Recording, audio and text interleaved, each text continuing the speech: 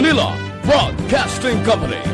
Sa balita, komentaryo, isyu, serbisyo publiko. Aksyon Radio! Sa Bacolod, Aksyon Radio! Aksyon Radio!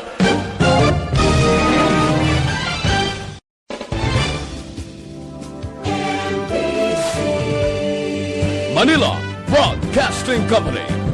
Sa balita, komentaryo, Ikalidad, kag madalong ng mga analisis sa pinakainit na balita sa bilog na probensya kag nasyon. Action Reports! Second portion, patas kag balanse na komentaryo sa mga issues kag mga balita nga nag-aapekto sa mga pumuluyo sa adlaw-adlaw nga tanan.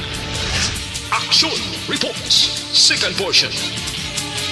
Upod sa veterano kag respetado nga komentarista, Action Fred Salanga. Karon nga adlaw Biyernes pitsa 4 na bulan sang Hunyo tuig 2021. Anano ang mga balita kag isyu nga aton talakayon para karon nga adlaw. Ini nga mga balita kag isyu idulong sa aton sang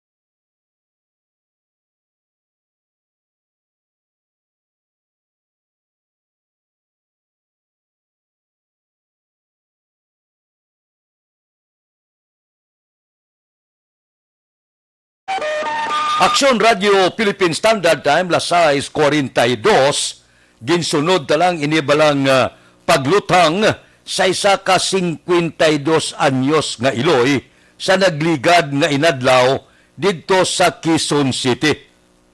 Balo kamo ko nga kung wala ang bag-o nga teknolohiya, kisa makabulig man mo ini mga cellphone ngani nga may ara bala makakwa ka picture amo ini ko nga na dutlan gid ining pulis bangod na record gid ang detalye sino nagkuha apo sang ginpatay.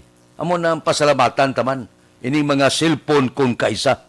Amo ini nakuhaan gid video ang ginhimo ni Police Master Sergeant Hinsi Zinampan. Nagauyat sa sang revolver ya, nabutang sa likod. Nabutang sa likod, galakat siya pakadto sa iya sinikaingod nga si Lilibet Losino. Nga aralan nagapungko sa Tianggi. Sos, nagbayluhanay masakit nga tinaga pagkatapos nagpakitluoy paganing iloy mo. Kaptan niya sa buhok kag unyaton kag posdakan sa liog patay ang iloy. Tianyos kay nakuha ang karon video. Kundi mamalibad pa kung tani siya nga wala. Tanong mo kay may video siya gid. Si Sinampan gin-report pagkatapos nga gindakop, salamat na kinadakpan dayon, puwerte, hubog babi. Rason niya, yan ang niya kay ginpulihan mako sa mga anak na nang sa babae na. Ginpulihan ka, ang buot silingon may diferensya. Pulis ka, pulihan ka, ang buot silingon may aragid. Hindi amo nga pagbinatasan. Hindi ba niya magbatong sibilyan si mo? Sino mga tuntong nga sibilyan mabato sa pulis nga may armas? Kung ga parespitar ka, amo ini ang natabo. Pinatay mo isa kailon, may ginbilin, anom ka anak. Ano ikaw pakaahons na? Anong klase ini? So, amo ina, sang ara na siya, sa sulod sang bilangguan, perte pa, kung sumabat, ya wala na ko ginrespeto. Di kon pulis kang gagaparespeto, batuan ka bla ka sibilyan. Abos din ko may diferensya kay. Ginkuha ang mga background ba porti gali. Pulas brutality, corruption, iban nga pag-abuso.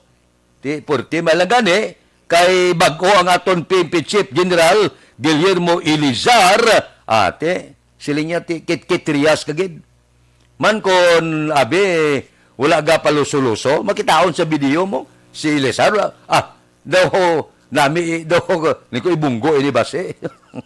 Masisipaon niya bla.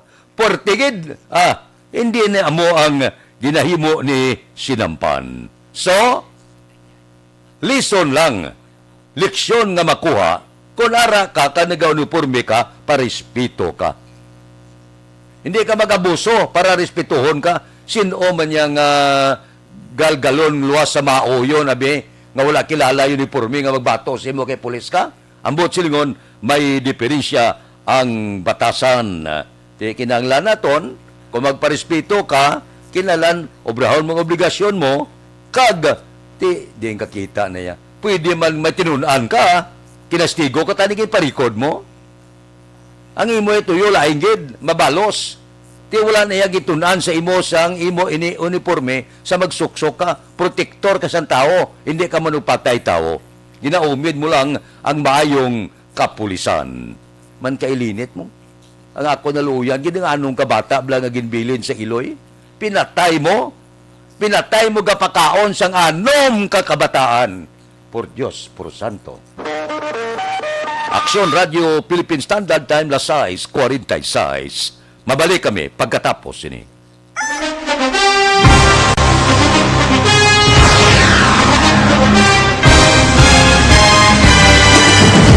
Mga balita nga una nabatian, mga impormasyon nga nakaapekto sa pagpangabuhi sang tanan, drama nga naghatag kabuhi sa istorya sang paglaom, paghigugma kag pagpasimpalan, serbisyo nga makatalandog balatyagon kag nagbunga sang pagsanyog, istasyon sang tanan sa sulod na sang 51 ka tuig, istasyon nga hindi kamo pagkalipatan. 7 ka mga kongresista, 1 ka gobernador ang araw sa nagkulist sa pedaya yung pamangkot to nagligad para pamaninga linaw wagay sa ngalan wala to naman nga maglapit na lang ang eleksyon pagwa. Sakit lang kung kays nga katapos ang media nga mag-report lang sa senaryo kabisan mahatagan kamo tsansa nga makapalayag sa inyo hibubunot batok sa pulis. Jaya kontra Wala niya tsansa mo. Nagpasarhag na ang kamera. Wala ang ila counterpart sa Senado. Nagpabungol-bungol. Kamuda daw ga pinagusto lang sa kamera. Insulto sa Senado. Una sa balita, una sa aksyon, Sabado, Aksyon Radio. Today, DOA is confirming that a 38-year-old female Chinese patient under investigation, or PUI, is positive for the novel coronavirus 2019 DAS-CoV. I issued an order to Executive Secretary Major Dia clearly laying down the responsibilities of each department in implementing the Bayanihan to Heal as One Act. Makabig nga pinakadako nga hangkat nga iratubang sang pungsod Pilipinas ang COVID-19 pandemic. Tanan nga sektor ang apektado. Tanan nga kinahanglan sang pagtamod kag nagakaigo nga pagserbisyo. Bisan pa ang industriya sang pagwaragwag nagapangatubang sang kaangay nga pagpanghangkat. Apang Aksyon Radio Bacolod wala nagbiya sa pagpangalagad sa kahanginan sa pihak sang kabudlayan, peligro kag risgo nga dulot sang pandemya.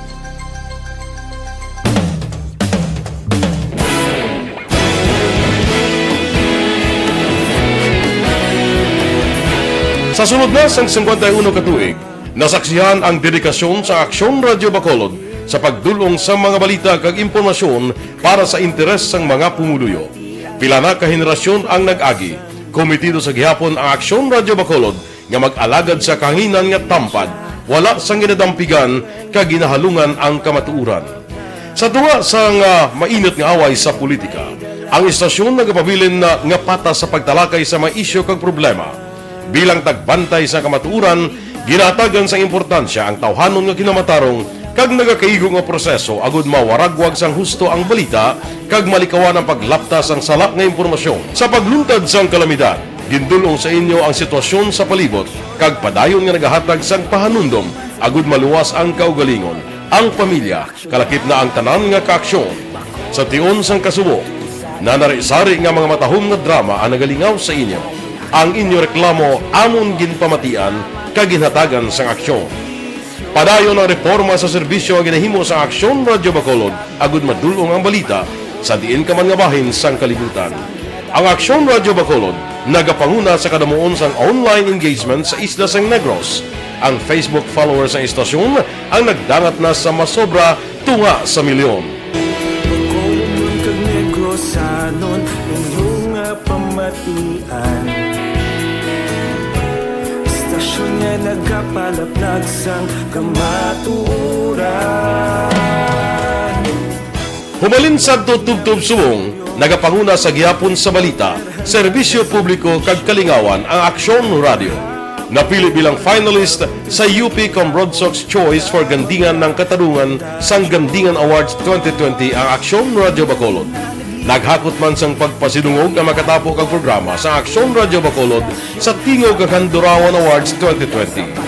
Ang tanon nga kadalagan nga naangkon sa Aksyon Radio Bacolod sa masobra 5 kadekada ang nagapatimaan lamang sang padayon nga pagsalig sa mga pumuluyo sa radyo nga nangin kabahin na sa ila matag adlaw nga pagpangabuhi.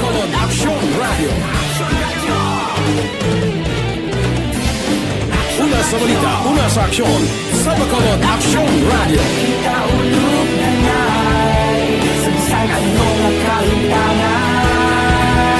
Responsable at pagbalita, kagdahil na Na morning, bilog nga dakpanwa sa Bacolod, bilog nga probinsya sang Negros Occidental.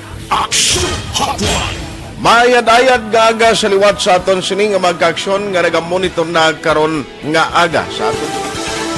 Maayong udto Pilipinas, Aksyon Balita Banat Bulig.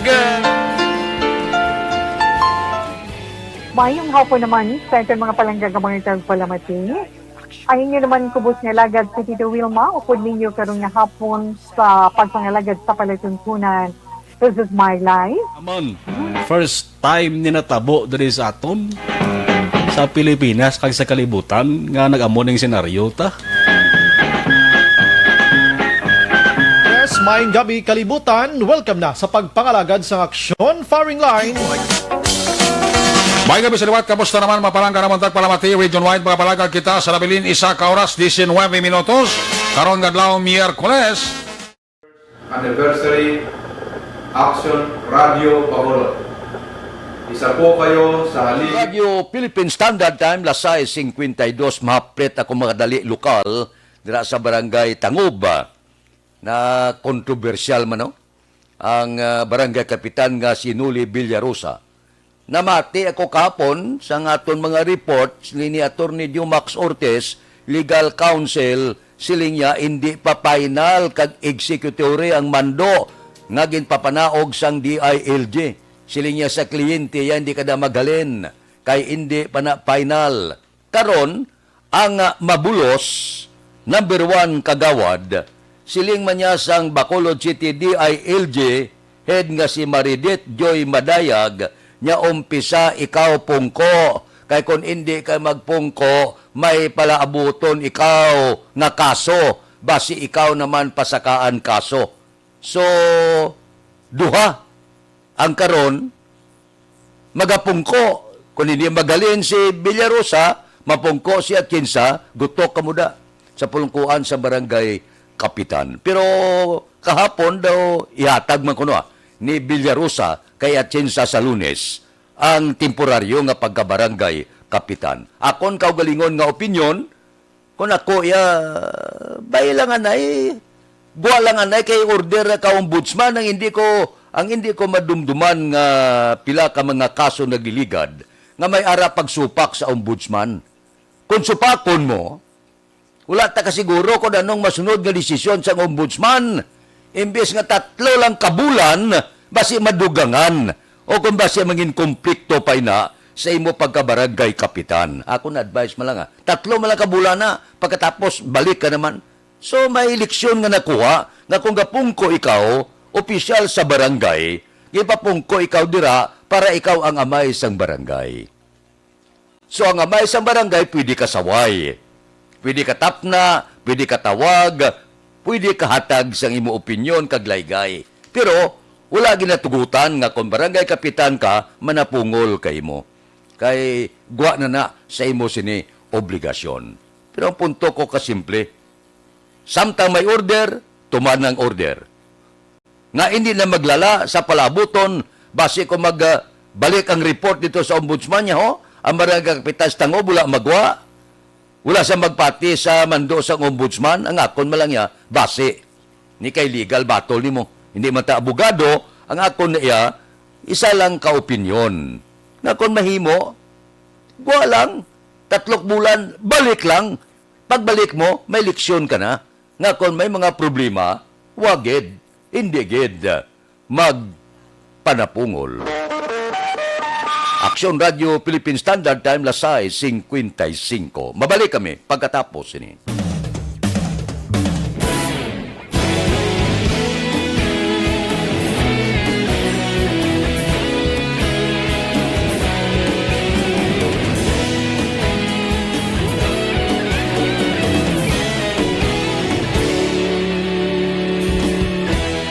Agapasumbanwa, mabugaw nga hangin agadapyan na ikaw nang ginapamati ang amon ginasandigan tingog sang probinsya kamatuuran ginapalap na minsay nga may dala paglaom kag kasanan tinuig na nagligan ikaw gihapon ang ako nga estasyon sa pagbudlak sang adlaw sa pagtuhaw sang biton mga balita nga dala inspirasyon aksyon radyo bakulog man sa gihapon padayon aksyon radyo bakulog saludo sa imo padayon aksyon radyo salamat sa pagserbisyo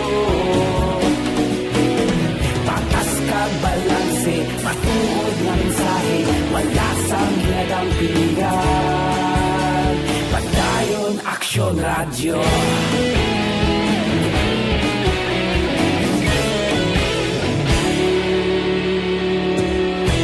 pagkulong nun kag negrosanon inyong pamatian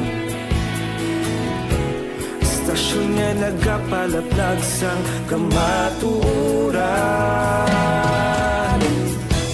Mabakod nga prinsipyo Reporter handa sa serbisyo Kahapon, karon kag sa gihapon Kita magapadayon Tinuig na nagligan Ikaw gihapon ang ako nga estasyon Sa pagbutlak sang adlaw Sa pagtuhaw sang biton Mga balita na may dala inspirasyon Aksyon radyo Bakolon man sa gihapon Madayon aksyon radyo Bakolon saludo sa imo Padayon aksyon radyo Salamat sa pagserbisyo Patas kag balanse Matuod na mensahe Wala sa ginadang piligan Padayon aksyon radyo Una sa balita, una sa aksyon sa Bacolod Aksyon Radio. Una sa balita, una sa aksyon sa Bacolod Aksyon Radio. Kita ulog na na'y Sansan anong nagkahintangan Responsable at pagbalita Pagdahil na ipalat na Malasig pero sigurado Aksyon na may dala pagpalangga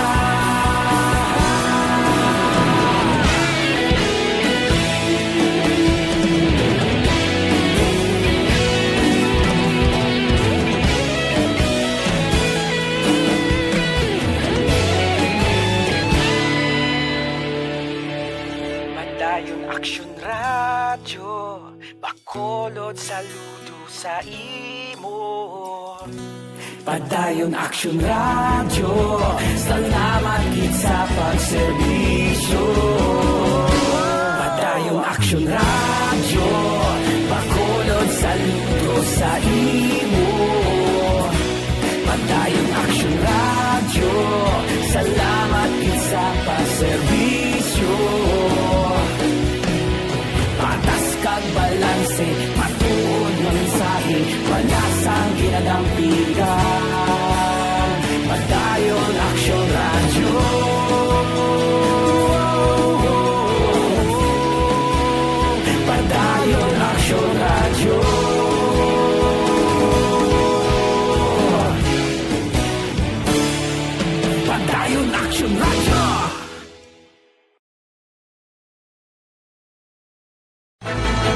Don't not just throw away questions and statements. Kasma ng aton siling nga Facebook page pagiya sa Aksyon Radio Bacolod.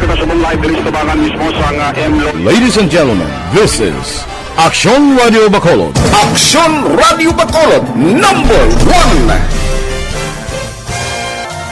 Nagpanguna ang Aksyon Radio Bacolod sa pinakaulihing survey sa Nilsing nga kakuha sa commanding radio station share para sa fourth quarter sa tuig 2020. Kami nagapasalamat sa aton mga kaaksyon sa padayon nga pagsalig kag pagsuporta.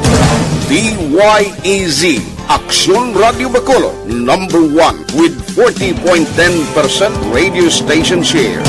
Number 2, Bombo Radio, 38.70%. Number 3, RMN Bacolod, 14.50%. Aksyon Radio Bacolod, number 1. During this crisis, the result of the survey proves that Aksyon Radio Bacolod serves the public best and will continue to give you the best broadcasting activities. Madamo nga salamat mga kaaksyon for making us number 1. Aksyon Radio Bacolod number 1. Don't not just throw away questions and statements. Kasma ng aton siling nga Facebook page pagiya sa Aksyon Radio Bacolod. Ladies and gentlemen, this is Aksyon Radio Bacolod. Aksyon Radio Bacolod number 1. Nagpanguna ang Aksyon Radio Bacolod sa pinakaulihing survey sa Nilsing nga kakuha sa commanding radio station share para sa fourth quarter sa tuig 2020. Kami nagapasalamat sa aton mga kaaksyon sa padayon nga pagsalig kag pagsuporta. DYEZ Aksyon Radio Bacolod number 1 with 40.10% radio station share. Number 2, Bombo Radio, 38.70%. Number 3, RMN Bacolod, 14.50%. Aksyon Radio Bacolod number 1. During this crisis, the result of the survey proves that Aksyon Radio Bacolod serves the public best and will continue to give you the best broadcasting activities. Madamo nga salamat mga kaaksyon for making us number 1. Aksyon Radio Bacolod number 1. Aksyon Radio Philippine Standard Time, Las City 2, hambalanta makadali ang eleksyon, ang politika. Abot anong ginadali sa mga kaalyado niya, sang Duterte nga administrasyon. Kahapon siling ni 2nd District Congressman Joey Salcida, nya okay na, nagsugot na si Mayor Sara Duterte. Pero kung pamatian ko kahapon ang report, siling ni Sara Duterte, salamat gid sa inyo pagsalig, salamat gid sa kumpiyansa nyo, pero nagapangabay ako sa akon mga sumalakdag, hula kita 2034, kaya dira ako madlagan presidente. Daw sa lang isagaw, daw hindi amo, inaduso sa mga partido, daw maanunas la, daw hagad duso nga duso, magladasma sa duso kay Sara Duterte Carpio. Di galing, wala pagid. Kung pamatian ta kahapon si Presidential Spokesman Harry Roque, sila niya salamat gid sa pumuluyo, pero wala pa makahimo announcement, kag wala pa sang kung ano nga desisyon si Sara Duterte. Wala pa desisyon ang mayor sang Davao. Pero, klaro, nga may ara na pagpungkuanay sa pamilya Marcos. Ini balantayan ini. Ako kung magdagan yung malabi, si Sara Duterte, hindi ya si Presidente Duterte ng busy, sigurado si Bongbong Marcos. Pero, ang ginatalakay sa pamilya Marcos, amo ni, nga si Bongbong Marcos, amo ang madalagan, kaginapangitaan, Vice President. Amo na yang mauluatag. Amo na panilagan naton. Kay may ara na daw kasugtanan. Kaya man nakabalaslan sang mga Duterte, porte mo. Sino nagastobla dakoaw? Kunis Marcos, nagligad. Ti karon nagpungko na sa pamilya Marcos. Ti ginambalan ko no mabisi. Ako niya, opinion mo lang ini. Aligasyon mo lang ini. Pananawan mo lang ini. Ang ako niya pananawan, hindi niya bisi. Kundi madlagan kaya si Bongbong Marcos, Presidente. Aksyon Radio Philippine Standard Time, Las City 5. Mabalik kami pagkatapos. Bakit kailangang magpabakuna? Bakit nga ba vaccination? Ang pandemyang ito ay kumuha ng maraming buhay at patuloy pa nitong nilalagay sa peligro ang buhay ng nakakarami. Pinahina din nito ang ating ekonomiya at maraming Pilipino ang nawalan ng trabaho dahil dito. Sa pagkatuklas ng bakuna laban sa COVID-19, nagkaroon tayo ng oportunidad na malabanan ang pandemyang ito. Sa tulong ng mga bakuna, ay may iwasan natin ang sintomas ng impeksyon at posibleng maiwasan din ang malalang impeksyon at matigilan ang pagkalat nito. Gayunpaman, gaya ng iba pang mga bakunang ginagamit sa nagdaang dekada, ang abilidad nitong protektahan ang ating komunidad ay tataas lamang kung hindi bababa sa 70% ng ating populasyon ay bakunado.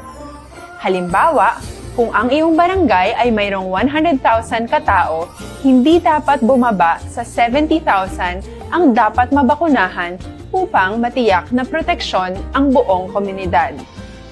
Kaya ating tandaan, ang pagbabakuna ay hindi lamang para sa iyo o sa iyong pamilya. Ito ay para din sa iyong barangay, lungsod at probinsya. Tara, sa Vida Vaccination! Aling mga bakuna ang gagamitin sa Pilipinas? Sa ngayon, may limitadong supply ng bakuna sa buong mundo. Sa katunayan, halos 80% ng stock sa buong mundo ay nabili na ng mga mayayamang bansa. Dahil dito, walang iisang kumpanya ang maaaring mag-supply ng 110 million na bakuna sa Pilipinas, kaya naman nakikipag-usap ang ating gobyerno sa 7 manufacturers. Sinisiguro natin na ang mga bakuna na to ay makakatanggap ng Emergency Use Authorization at kung may EUA sila, doon lamang sila bibilhin at gagamitin ng ating gobyerno para sa ating vaccination program. Nagbibigay ang EUA ng assurance o katiyakan na ang bakuna ay dumaan sa masusing pagsusuri at nirerekomenda ng mga independent na eksperto sa atin. Hindi mo rin kailangan mag-alala. Ang bakuna laban sa COVID-19 ay hindi magbibigay sa iyo ng COVID na sakit. Tara, sa Vida Vaccination! Magkano ang babayaran ko para mabakunahan? Ibibigay ng gobyerno ang bakuna ng libre. Wala kang dapat bayaran para magpabakuna. Tara, sa Vida Vaccination! Sino ang unang makakapagpabakuna? Dahil kailangan nating masiguradong patuloy na makakapagtrabaho ang ating health system para maalagaan tayo, ang mga medical frontliners ang unang makakatanggap ng bakuna.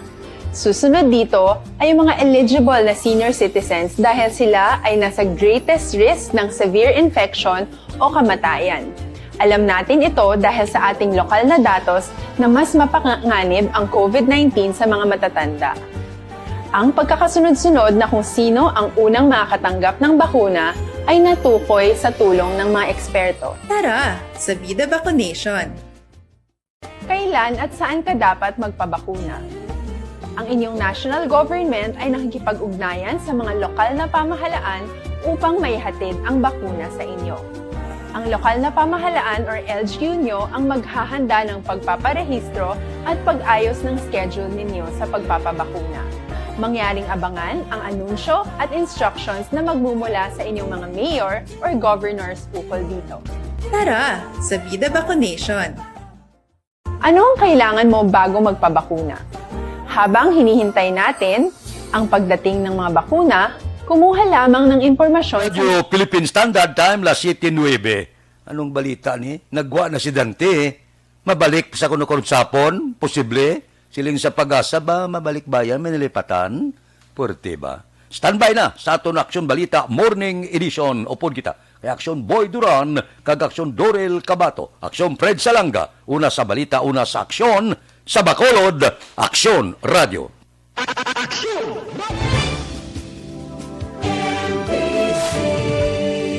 Manila Broadcasting Company.